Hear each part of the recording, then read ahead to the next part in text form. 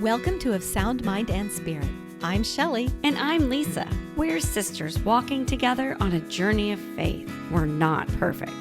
We definitely don't have all the answers. We're inviting you to walk with us as we explore ways we can better know and grow in our faith together. Welcome back to another episode from Of Sound Mind and Spirit. Hi, Shelly. Hello, Lisa. I am happy today to introduce, we have a guest with us, and it is Gary Zimak, and he is an author, and he's here to talk to us about, well, really about Jesus and anxiety and worry. Welcome, Gary. Thank you, Lisa. Thanks so much for having me. Hello, Shelly. Great to be on with both of you. Hey. We're thrilled to have you here. And what's prompted it is your latest book is Lord, Yes. Save Me. Prayers and encouragement when life feels hard. But before we talk about this one specifically, Gary, we've read several of your books. You've been quite prolific. Thanks be to God. I don't know how, Lisa. I don't know how it happens, but I think I know the Holy Spirit has been working through me, and He gives it to me, and I write them. That's what I'm trying to do. So why don't you introduce yourself a little bit to our audience? Sure. I was born in Philadelphia, PA. I live pretty much in that area right now. I live in southern New Jersey, right over the bridge from Philly. I've been in this area all of my life. I'm a cradle Catholic. I was incredibly lukewarm for so many years, although I went to Mass faithfully every week. I went to 12 years of Catholic school. And it's amazing as an anxious person, as somebody who tends to be anxious. And I've struggled with this from the time I was very young. I never made the connection that Jesus could help me with my anxiety until, several years ago. But it took a number of years for that to happen. And it's interesting because he speaks about it so often. And again, I never fell away from going to church. I worked for 30 years as a software developer. I'm married to a wonderful woman named Eileen. I have twin daughters, Mary and Elizabeth. They're 27 years old. We all still live together. It's just a real blessing. I'm blessed to have a great family. And in 2012, I was laid off from my day job. And this was after having a pretty big conversion experience. Some would call it a reversion because it didn't involve me changing denominations or anything. But it was a major awakening when the Lord became very real to me. And it happened in the midst of a medical situation. I thought I was dying because as an anxious person, my area of specialty has always been worrying about my health. So the Lord knew how to get my attention. And then after this big conversion experience, when He became real to me, I started praying, and my wife prayed along with me. Lord, I want you to use me. Please use me as your instrument. I want to work for you in some way, never expecting to get laid off from my day job. And that was in 2012 when that happened. January the 6th. And at the time, my wife said to me, you always wanted to work full time as an evangelist.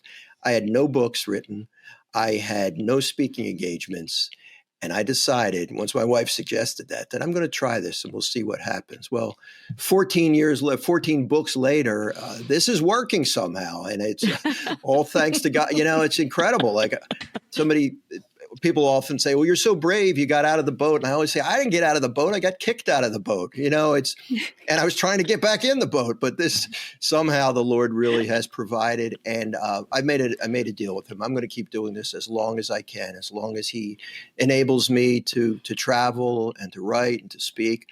I'm going to do it because I want people to know how real He is and how much He can help them.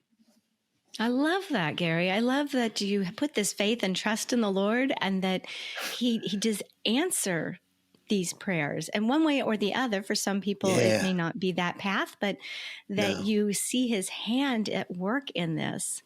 And have all of your books been about the same or similar topic? Yeah, for the most part. And that's so interesting because I never intended to be the worry guy. That was not my intention. But most of my books deal with anxiety or trusting in the Lord. I did write a book about the Blessed Mother. I wrote a book about the Holy Spirit. I wrote a book about discerning God's will. Essentially, Shelley, I write books that I need to read. And it's interesting how the Blessed Mother book came about. That was the second book I wrote. I was struggling with her. And as a cradle Catholic, I figured I had no problem with Mary. She was always around. My mother had a great devotion to her. But I just didn't get the importance of turning to Mary when I could turn to Jesus. I didn't necessarily have a problem with her. I thought I'm a pretty black and white guy. And if I can go to Jesus, then why don't I just go to him?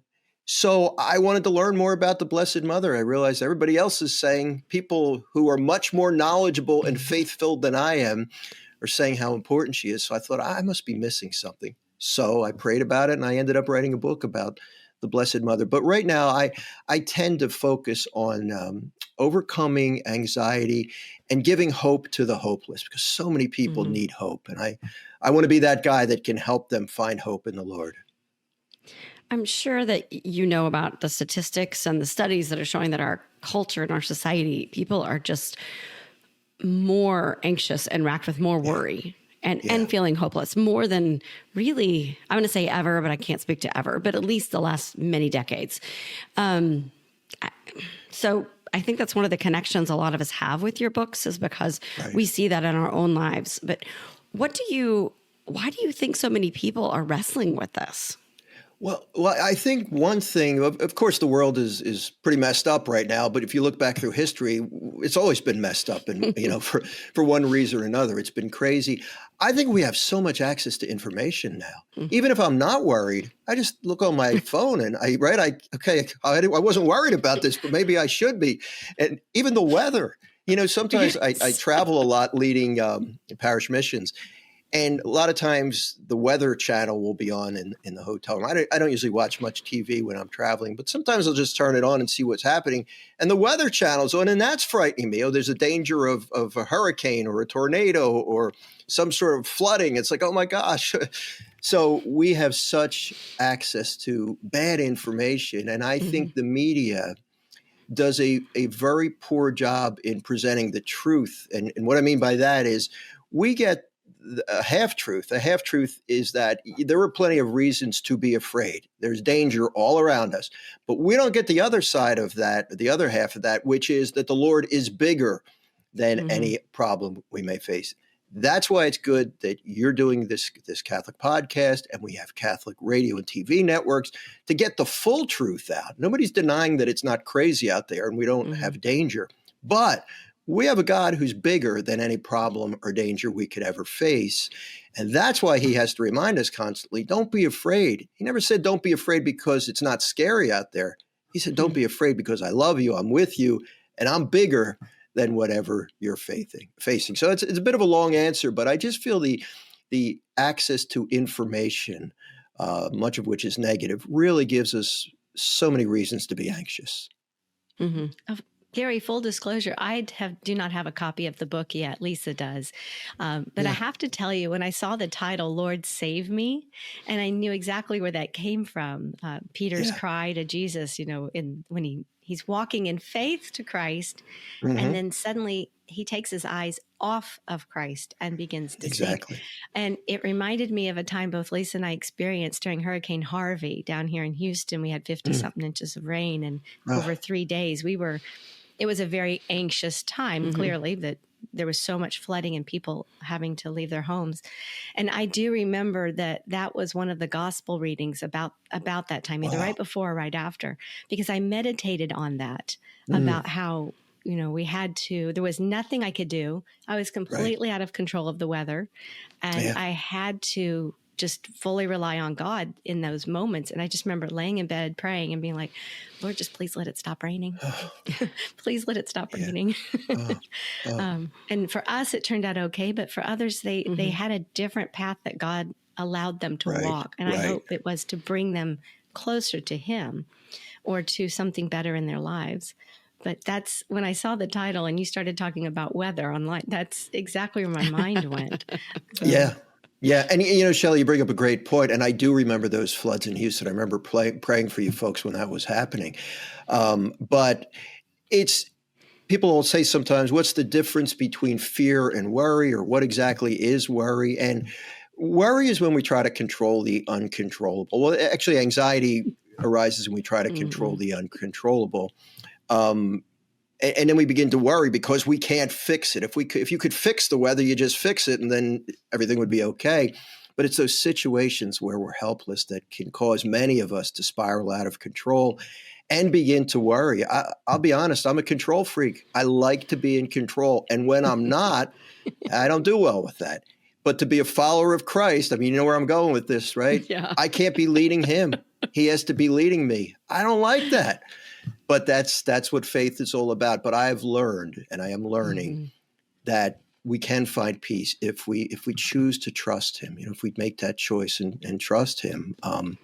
But it's not easy for some of us. But that's the way we're going to find peace, by giving up or giving in to him and saying, Lord, I surrender.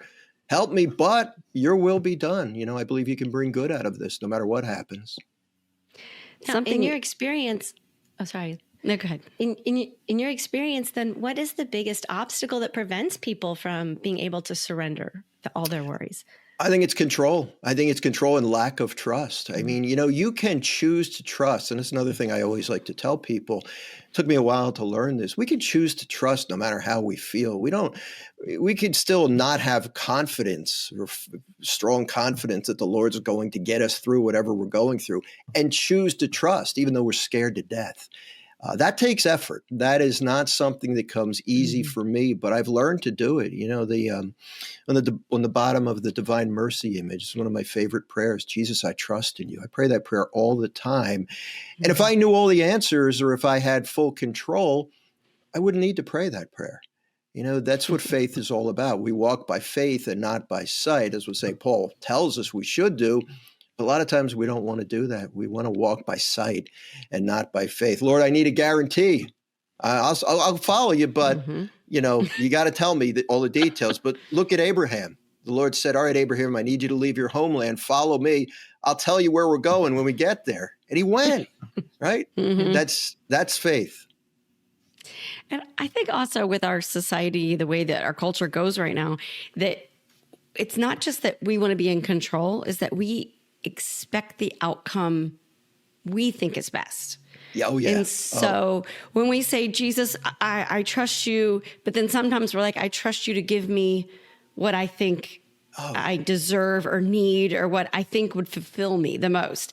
And it's hard to say, Jesus, I trust in you to do what you think is best, even if I'm not going to agree or hate it, or I'm going to suffer in some way with what you're asking me to do. And I think even those of us who can be very faithful have trouble, because we know it doesn't mean it's going to be easy. It's not going to be what we want. And so that was something I really loved about this book. What you touched on was you kind of hit on some of those responses of, it's not always going to be easy. When you pray and when you have faith, your life isn't going to be necessarily easy and beautiful. Yeah, and there's always going to be some element of risk. There's always going to be some discomfort. I mean, look at Peter. The book, I start out with the story of Peter, as you said, walking on the water. Jesus called him to walk out on the water. I mean, he was a fisherman. He knew that was not technically possible, but he followed Jesus. He did it, and then he got so distracted by the waves and the wind that he began to sink. But even then, Peter knew enough to cry out, Lord, save me. And we see what happened. 3-word prayer. Jesus immediately reached out his hand and he grabbed Peter. And I love that, because sometimes as somebody who has worked in the software industry and who is very black and white with my thinking, yes or no, it's either this or that.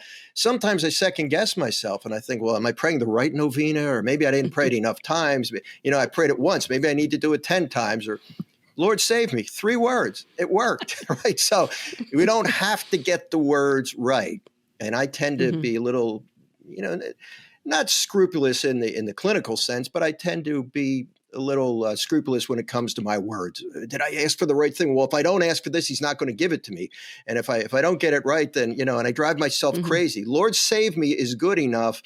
And I had a priest friend who used to pray, whenever you would go to him with somebody in need, he would pray, may they get what they need.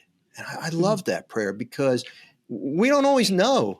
As we were just talking about, we don't always know what we need. We think we do, but sometimes we need suffering. We look at the life of Christ. We look at his mother's life, St. Joseph, all the great saints. They didn't have it easy. So if we're going to follow in their footsteps, we're going to have to trust that if the Lord allows us to suffer, he's going to give us the grace to go through it. I don't like that. I'll be honest with you. I don't like it, but it's the only way you're going to find peace in this life and do the Lord's will. Mm-hmm. Gary, would you explain for me just how your book is organized? I understand that there are, you kind of address some of the common struggles people have. Right. Can you just give us an example of one or two of the topics that it touches on? Yeah, I broke it up into categories. Well, the way this book came about, I had a multi-book contract with Ave Maria Press. This is the final book on that contract.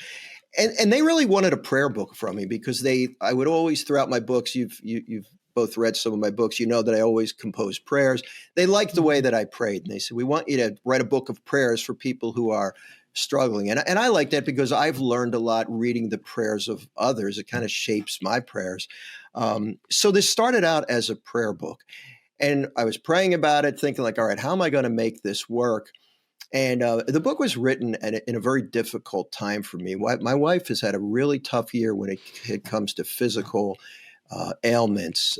She was diagnosed with epilepsy. She had glaucoma. This was just in the past year. And then she had a back issue with a herniated disc in her back. So she was in the hospital and dealing with all kinds of stuff. Thank God she's doing much better now. But I thought, how am I going to get this book written? So I was, this is the control freak in me. Lord, you want me to write this book, but I have problems. How am I going to get it written? And then he always manages to say, Gary, I'm the one writing the book, right? You can write the book in the midst of your problems. So what I did was I decided to break it down into different categories, different type of problems that we might, or anxiety-producing situations, and include Bible verses, reflections, and prayers. So I have multiple ones of each of those. And there are 10 different categories in the book. And I tried to think of what situations can produce anxiety or hopelessness in us. And I came up with when you are afraid, when you feel weak, when you're discouraged, when you're lonely, when you're confused, when you're suffering, when you feel hopeless, when you're burdened or overwhelmed, or when you're in need and feel helpless. And I broke it down to those 10 situations, and that covers a lot of ground there. And in the conclusion of the book, I made the point that when I was writing this book, I felt every one of those things. And, I always tell the Lord, I get scared when I tell him this, but I always say, Lord, if you need me to go through something so that I can use it to grow closer to you and help others, I'm in. I don't always feel it when I say those words. And he really put me to it with this book. But that's the breakdown. And as with all my books, I struggle with all these things, and I want people to know that I'm not immune to this. I struggle. I get discouraged. I feel hopeless sometimes. But feelings aren't facts, and I've learned that. The Lord's bigger, and he can help me. So that's how this particular format came about. I like that. Feelings aren't facts. Mm-hmm. Yeah, I read that. That was life-changing for me. That's not original, but I did read that, and I forget the person who said it, but it's so true. I might feel something is hopeless. It happens all the time. I've been praying for something for years now. Man, this is not, I don't think this is ever going to happen, but you can do all things, Lord. And I have to redirect myself. And, if we depend on our feelings for our spiritual life, we're going to be dead. It's just not going to work. We're going to be miserable. And we're going to what's going to happen? We'll stop praying eventually. Because I'm praying and I'm not feeling an answer. I don't feel the presence of the Lord. Or maybe he's not there, but I've learned to rise above my feelings because I'm somebody who tends to be very affected or influenced by my feelings. And that can be dangerous. That can be dangerous. I find that when I have those kinds of feelings, it actually makes me, it changes the way I pray. It's like, why am I feeling this way, Lord? I'm trying to give this to you. I'm feeling all this stress, or I'm feeling all this anxiety. I know, Lord, that you will take care of this. Just, I pray I never doubt that you will take care of this, but could you hurry it up, please? Yeah. Shelly, that's a great point. We can learn a lot about ourselves by the way we feel. And a lot of times what I realize is that, man, my faith is pretty weak. It's like, I know he's bigger than this. And if he's not fixing it, he's got another plan and he's going to give me the grace to deal with it. So why am I freaking out? But this is a process. It's a process for me. It's a process for you. It's a process for everyone who decides to follow the Lord. Abraham's faith didn't start out strong, and neither did Peter's. But Peter went through stuff. Peter chose to trust. And eventually, the more you trust, the more you realize, wow, the Lord's got this. He can handle this, but he's going to handle it in his time and in his way. That is so true. I really think, Gary, what you were talking about, your own journey writing this book, I think it really comes through. The way that you write in here is very authentic. Thank you for saying that. You don't present it like you have all the answers and that there's sometimes people write books where it's like they're educating you in a way because they have all the answers. They figured it out. And no. This is very much like you're walking with us, that we're on this journey together. That's my goal, Lisa. That is my goal. And, I joke about it sometimes, and I say, people say sometimes I have all the answers. And I say, actually, I do have the answer. In my books, even though you see all my weaknesses and my transparency, the answer is trusting in Jesus. I mean, that's the answer. I know that's the answer. But do I always live that? No. So, I think we have the answer, but I agree with you. I've read books about overcoming anxiety from Christian authors, and I think, man, this person doesn't know. They don't know what it's like to have panic attacks. They don't get it. I've heard people, well-meaning preachers and writers and speakers say, well, all you need to do is pray and you'll feel better. No, that's not always true. Sometimes you don't feel better. Eventually, you'll get peace of mind, get peace of heart, when you realize that, well, I've turned this over to the Lord and he can handle this. But it's not always that simple. And I get that. I mean, I've been through the panic attacks, the heart palpitations, the digestive problems, the doubt. I mean, I've been through all that. I get it. And I could say Jesus is the answer. But don't panic when you pray, Lord, please let me be at peace. And it doesn't happen instantly. Because it doesn't, it's not always that simple. So thank you for saying that. I want to be as transparent and as authentic as possible. Because I don't want to be preachy. Yeah. No, I love that you gave us many different scriptures and reflections during each chapter. So it's not just one scripture and then basically a reflection on that and a prayer and saying, okay, now here's the one. So I found that, like, I was reading let me see what chapter it was, when you're burdened or overwhelmed chapter. And there were certain scriptures that but I'd never thought of them in that way, paired with your reflection and your prayer. And so, I was scribbling in my journal, like, okay, that's, that makes a lot of sense. And this I need to print out and like stick up on my mirror or something. So I remember it. Yeah. And it's not everything, but certain ones. And that's what I love is that you give us so many different ones that I think they'll find the right people to resonate with. And maybe one resonates with me right now, but give me 6 months, a year later when I'm going through something else, and then another one's going to jump out at me. So it's a book that I can keep and refer back to and read different times and stages of my life, depending on what I'm going through. That was my goal. And, I tend to have a lot of daily devotionals that I read each day. And sometimes you'll turn to the reflection and say, this doesn't pertain to me. I'm not dealing with this today. So I wanted to give people a variety in order to guide them. And, I write a daily email reflection. A lot of people subscribe to that. That's been a blessing for me. I started it during the pandemic. And I key those daily reflections on the daily mass reading. So that stretches me a little bit, because sometimes, I don't know if you both ever had this experience, but I'm struggling with something and I go to daily mass and it's like, it's not hitting me today. I can't, Lord, this is not what I need today.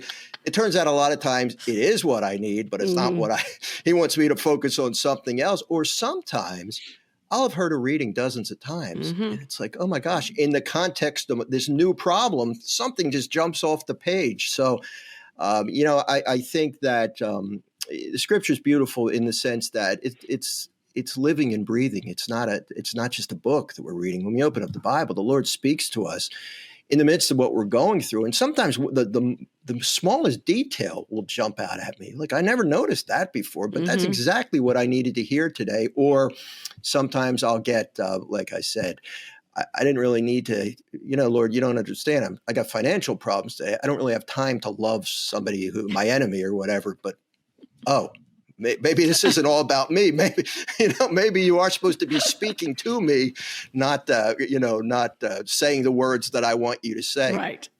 Right. So. Gary, I don't know that you would remember this because the book I have is Give Up Worry for Good. And it's Yes. it's an 8-week process where you do these reflections daily, and then you meet once a week in a small group, and you've got guidance for that. I love that. But one of the things you were saying a moment ago made me think of this, and it's from your introduction. It's the subject heading is Breaking Free from Worry is a Process. Right. And you just mentioned the process earlier, and I wanted to just call that out, that it's not that it happens overnight. No. That's something that you build and build upon over and over from that firm foundation. Yeah, exactly. And because sometimes people get frustrated and say, I thought I'm not worrying anymore. But, we have to remember that we're not going to be able to do this on our own. And God doesn't want us to. He doesn't want us to forget about him. Because if I read a self-help book, and this is why anxiety, and I don't mean to make light of it, because I know some people struggle greatly with not just – I've never had, as far as I know, clinical anxiety, but for some people, it's a biological condition. It's a very serious problem, and it keeps them up at night. It makes them sick. Some people won't even go out of the house. It's a very serious problem. However, in my case, I'm a lifelong worrier. Whether I was never diagnosed with clinical anxiety, but I had some pretty bad effects from my anxiety. It's brought me closer to the Lord because it makes me realize how much I need him. And I think that's one of the blessings of being anxious, of being somebody who tends to be anxious or afraid. We realize we can't do this on our own.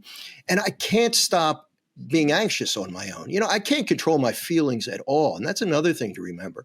Feelings can't be controlled, but feelings can lead us to draw closer to the Lord. I can use my feeling of anxiety to say, Jesus, help me. I'm in trouble. That's a good use. A bad use would be to just worry about our problems. But I think anxiety and feelings of helplessness are good because it keeps us grounded. I've met plenty of people who say, I never worry. Everything works out. I can handle it. And they have no relationship with Jesus because they're overconfident. So in my case, I'm grateful for my anxiety because it's drawn me closer to him. And I think some of that is healthy. Mm-hmm. One of the things, I think you said it, I know you said it at least once, maybe multiple times in the book. And it was the first thing I wrote down. And it says, I need Jesus to be real for me, as real for me as the problem I am facing. Right. That's important. That's important. That. And it's so true because one of the when I lead parish missions, I always give a talk at the masses prior to the mission. And one thing I'll say, why do we worry? As Christians, why do we worry? Because Jesus said in Matthew 11:28, come to me if you're weary and burdened and I'll give you rest. Well, why don't we just go to him? It's because our problems, our bills that we can't pay, our medical conditions, our loneliness, whatever it is, oftentimes they are more real to us than Jesus. And that's the thing. This book was written for someone who needs Jesus to be real at that moment. If Jesus wasn't real to Peter, he was going to drown. Peter needed Jesus to save him. And I think, I don't know about you ladies, but I know I pray. It's not intentional, but it just happens. I pray differently when everything is going well in my life. When things are going well for me, it's like, Lord, please bless me, bless my family. Let this be a good day. Use me as your instrument. But when I have a health crisis, or when my wife was having a convulsive seizure, we didn't know she had epilepsy until last year. She looked like she was dying on the bed as I called the ambulance. At that point, my prayer is, oh my gosh, Lord, save me, help her, heal her. So when we're in a crisis, when we're sinking, when our problems are going to kill us, we feel, then we pray with the intensity of Peter, Lord, save me. And Jesus he's got to be real at that point. Otherwise, we're in trouble. And of course, he is real. But we tend, because we can't see him, because we can't always hear him audibly, we tend to, our problems, that piece of paper I'm looking at, that bad medical diagnosis, that's a lot more real than Jesus at this point in time. So we have to find a way to flip that around so that we turn to him and we say, Lord, you're bigger than this. Please help me. I love that. I was going to ask you what advice you'd give to someone who wants to pray and grow closer to Christ through their anxiety and worries. But I kind of feel like you just said it. Yeah. It doesn't, I mean, don't overthink it. Invite him into your life. Lord, save me. I surrender. Help. They're good prayers, but sometimes they don't feel good enough. Like I get a little weird about stuff like this. I have to tell you, it's like, oh, that's not enough. Lord, save me. I got to say something more. I need to do a novena. And I love novenas. But look, Peter didn't have time for a novena at that point in time. Peter was drowning and he needed help. And it's documented that 3-word prayer worked. That's a very effective prayer, so that's the advice. Start small. And if I could, I know I'm talking a lot, but I get fired up when I do these interviews and talk about Jesus. What I feel really important to anybody who is struggling, look, if it's possible, first of all, ask Jesus to help you. If he's not real enough to you, ask him, Lord, please become more real to me. Help me to understand how real you are. And what has also worked for me as a Catholic, I am blessed to be able to go to daily mass. And not everybody can do that, but that's helped me tremendously. Go to confession frequently, as often as you can, on a regular basis, because a lot of people aren't taking advantage of that great sacrament. And the sacraments give grace. And what happens with grace? Grace gives us peace. And also try to read some scripture each day, and that's why my books are written in a way that they utilize a lot of scripture, a verse here, a verse there, because some people struggle with the Bible. The Bible's a tough book. I struggle with the Bible. And I've never done well with reading it sequentially. And you tell people to read the Bible, they say, where do I start? Do I do Genesis? Do I do Old Testament, New Testament? And sometimes I've gotten paralyzed not knowing where to start with the Bible. So just stay in contact with the Lord. I'm also a big believer in Eucharistic adoration. And again, not everybody has time to do these things, but the more time you spend in the presence of Jesus and avail yourself of the graces he gives us through the sacraments, the more you're going to change, the more real he's going to become. And there's not always an exact formula or science to it. If I say this prayer, he's going to become real. It's more of a process that over time, he's so real to me that I'm talking to him all the time. So that's what I would say to somebody struggling. Start small. He will help you. He wants to do most of the work. But if you want to meet him, you'll meet him. Look at Herod. Herod always desired to meet Jesus for the wrong reasons, but he always wanted to meet him. He eventually met him when he was brought before him, right before Jesus was put to death. But look, if you want to encounter Jesus, he will make himself present to you. One of the things that brings to mind, Gary, is I work with the Life Teen and our middle school and high school youth. And we're always reminding them that if you aren't spending time with Jesus, he can't become a friend to you. You spend time with your friends. You call and talk to your friends every day. You want to be in their presence for the interaction with them. So why aren't you being friends with Jesus? And that's what I heard you saying. And even as adults, we need to be reminded of that. Right. It is in going and spending that time with him. Yeah. And at first it seems like he's just an imaginary friend. But I always tell people, don't be put off by that. We can't see him. We can't hear him. It's okay. It's kind of weird at first. But now I'm becoming, and I'm, you never want to get to that point where you say, okay, I'm close enough to him. I don't need to get any closer. Right. No, we never want to be at that point. We always want to be drawing closer to him. But I'm sure you both agree with this, that the more you do it, the more natural it becomes. I mean, I'm talking, I don't know how to word this delicately, but one of the best places is when I'm in the bathroom taking a shower. It's like that's a private area. It's like I talk to him there all the time. I don't know. I didn't want that. We've actually shared that on another podcast. That it's true though. It's some people that's the only free time they can get, and it's like, well, that's a good place. Talk to him in the shower. It's a quiet time. It is. It's a quiet time because you're away. You've closed the doors. The kids are all in other rooms. Nobody's absolutely. Well, we don't have kids young enough to be banging on the door while we're in the shower. Right. But yes. So it's a place where you can kind of like relax and like, okay, why am I thinking of God while I'm standing in the shower? Yeah. But it took me a long time to realize that. Wow, this is a great opportunity for me. It's peaceful here. So, I mean, there's this. I like taking walks and talking to the Lord. Sometimes I talk to him out loud, and I'm thinking like people are going to think I'm crazy, but I don't even think you're on your phone. Well, nowadays that's true. Yeah, that's That's true. true. People do think that anymore. But he has become very real to me. Not quite real enough. Again, I'm going to be working on that for the rest of my life. But man, he is so real. And I really do take a lot of comfort in our friendship. Mm-hmm. Well, I'm going to head off a question. Anyone who's sitting here listening to us going, but I'm too busy. I don't have time. I'm going to direct them to read chapter 9 when you're burdened or overwhelmed, because Gary, you do a beautiful job at the beginning of that chapter, really kind of addressing that question. And I'm not going to spoil it, but I just, that was such a moment for me to read that. And I loved it. So if you don't feel like you have time, get the book and skip to chapter 9. And that you did address that. You don't have to read it in order. You can skip to whichever chapter. Exactly. And we're all busy. I hate to, this is the thing. I'm a Catholic writer and a speaker. There are times when I have to tear myself away from writing my reflections. I'm too busy. I don't have time to pray, because I've learned you're not the one doing the work, and you have to make that time for the Lord. But that's so hard as somebody who likes to do things all the time.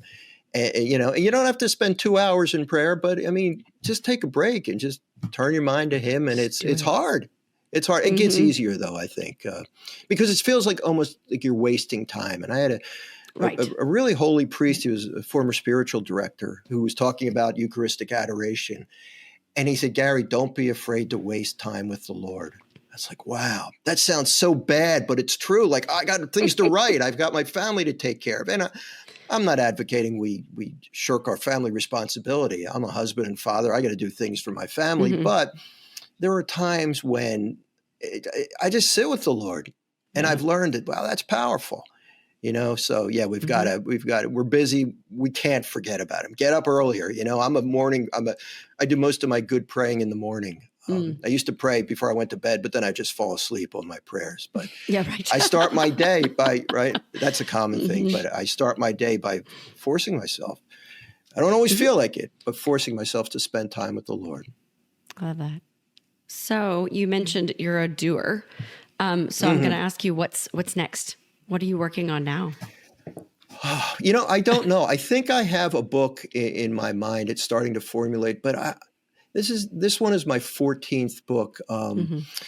I think there's some more things I have to say, and I write my daily reflections still. I still go out and speak, but I'm not going to force myself to write a book. I'll write the book that the Lord wants. And it drives me crazy. Don't think that's easy for me. It's like, I got to do it. I got to write it, but it doesnent work.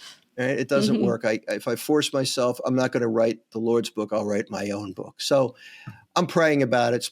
I'm spending a lot of time in adoration. We have a church that recently opened an adoration chapel, and I've been praying for this for a long time, because where we live now, there wasn't a chapel close by. So in addition to daily mass, I'm just sitting with the Lord. I'm trying to get there every day, and I'm able to do that right now.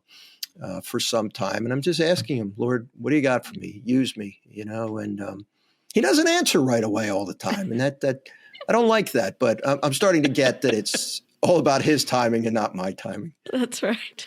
Kind of like a radio tuner. You're turning it around. It's like, we don't exactly. have radio tuners anymore, do we? No, we don't.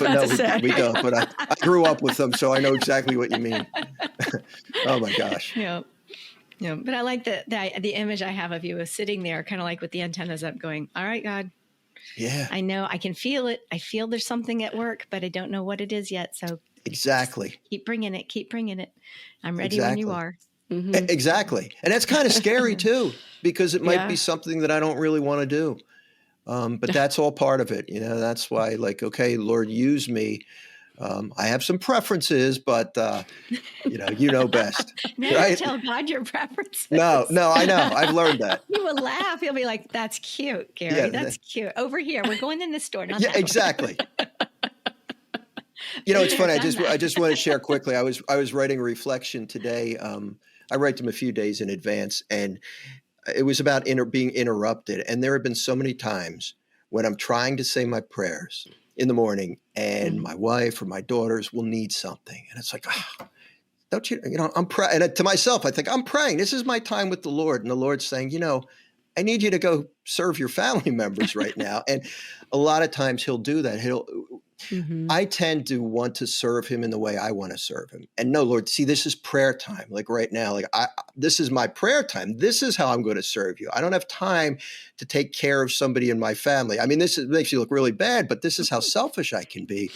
And I don't think it's a common, I think it's a common problem that we all tend to want to serve him in the way we want to serve him. But sometimes he's going to ask us to serve him in a different way. And that's not always easy. He's going to keep asking more and more of us. And during that period when my wife was sick, she wasn't able to drive for 6 months, and I was doing all the driving. I was doing a lot, and it really affected I had to give back deposits for speaking engagements that I couldn't make, and it was frustrating at first, but then really rewarding because I realized the Lord's asking me to do something that I ordinarily wouldn't want to do. And I think that happens with illness, with unemployment, with unexpected family relationship problems. He often interrupts our plans to ask us to serve him in the way that he needs us. And I think that's how we grow spiritually. And there's a lot of peace if we go along with it and don't fight it. I agree with Romans 8:28 just came to mind while you were saying that. Great verse. Great for all things, right? He can work good in all things. And I know so many friends of mine. I've been doing this full-time speaking thing for 13, going on 14 years now. And I know people that have Catholic evangelists who've traveled around speaking. I've seen some of them get sick. I've seen some people even die unexpectedly. And it kind of shakes you up. It's like, wow, these people aren't able to go on the road anymore. They can't write. And it reminds you that all we have is today. Lord, how can I serve you today? And if you're going to need me to serve you in a different way, then I'm willing to do it. I'm willing to do it. Just give me the grace, Lord. Send me where you need me. That's hard. That's a hard prayer for me to pray, but that's the way he wants us to be. It is. All right. Did you have anything else, Lisa? No, I was gonna say I want to thank Gary for his time, but we have 2 questions we ask all of our guests. And I will throw it to Shelly to do that. Well, Gary, we asked you before we got on if you have a sister, and you did say yes. I do. And because Lisa and I are sisters who podcast together, we always ask our guests, is there a sister story that you can share with us with the caveat that it will not get you in trouble?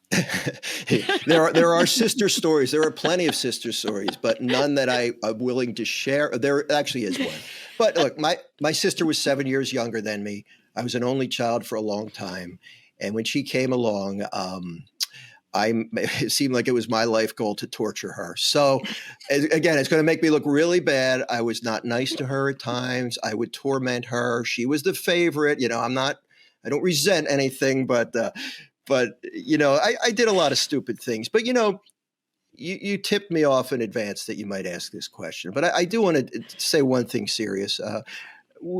The thing with my sister is she said something to me one time that I really do want to share because this is important. I was a jerky kid. I was a jerky adult too, actually, for a while. And even though I went to mass, I wasn't always the nicest person in the world. I was pretty self-centered, and I tend to be sarcastic and have a sharp tongue at times. And as we were older at the time, I was an adult, and I said some hurtful things. And my sister said to me, Gary, you have to remember, once you say these things, you can't take them back sometimes. The words do damage. And, that was really profound. And that affected me. And since that point in time, and that was years ago, but I've tried to really be careful about what I say because we could do a lot of damage with our tongue. So that's one profound thing my sister said. I don't know if she even remembers that she said it to me, but it did affect me. So, it's funny how God can use people to really touch you in ways that they don't even realize what they're saying at the time. I guess at the time she did. I probably just got done saying something nasty. But that I still carry that with me, and I remember. So that's my sister's story. We keep in touch, but we're different in age. She's a girl. I'm a boy. So we weren't all that close. But so that's my sister's story. I'll end with that positive one. But and I think it's a reminder that all of us were feeling the need to serve God from an early age. You read about the saints sometimes, and I think, oh my gosh. 8-year-old kid is giving food to the poor. And, that was not my goal when I was 25. That was not my goal. But, Yep. I think a lot of us have a past, and the Lord can work with whatever, he gives us a chance to start over. I think that sister story was beautiful because as sisters, as the two of us, we definitely understand what you just said. And that's something that we have consciously worked on over the years between the two of us. So I think that is very relatable for almost anyone who has a sibling. Yeah. Very much. Well, yeah. I'm glad it was helpful. But that you're asking the question made me think about that again. And I still have that tendency, and I just have to watch myself. Mm-hmm. Okay, so our last question is about saints, and it's what saint is kind of walking with you right now at this particular stage in your life, or maybe is trying to get your attention. I'm going to go with it's hard to narrow it down to one saint because I really do love the saints. And the one who I talk to every day in my family, we still do a family rosary, which is really great. My daughters they're going to be turning 28. And again, they live with us, and we still pray the rosary as a family every night. We started when they were very young, and somehow this is really rooted. And when my wife and I might be out or one of us is not there, the girls try to get together when they're home and pray the rosary on their own. So we talk to the Blessed Mother every day. She's been so helpful to us. But as a man and as a father who has struggled, I mean, being a full-time Catholic speaker, it's been tough supporting a family like this for 13 years. Again, I didn't expect to do this, but it's been tough. St. Joseph has helped me so much. And I really turn to him and ask him to watch over us as a family, to lead us the way he led Jesus and Mary. In case I mess up, because I am so human and I am so weak, in case I mess up, it's good to know that St. Joseph has my back. So Blessed Mother is important to us as a family, but to me as a husband and a father, St. Joseph is my guy, and I really do depend on him. Wow. I love that. Thank you so much for sharing it. My pleasure. You still do a rosary every night. Wow. I know. We didn't think this would last, and it just we do it, and we don't always feel like doing it, but we really find a way to get it done. Impacting the family, even all these years. I love that. And my kids didn't want to do it when they were young. We would start with the decade, it's like, oh my gosh. But you know what?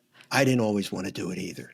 But I've learned to really take comfort in that time and remind myself I'm in the presence of the Blessed Mother and Jesus and the Father and the Holy Spirit. This is pretty cool, and sometimes that's my thought when I struggle to meditate on the mysteries of the Rosary, because it's never been easy for me. My mind is all over the place.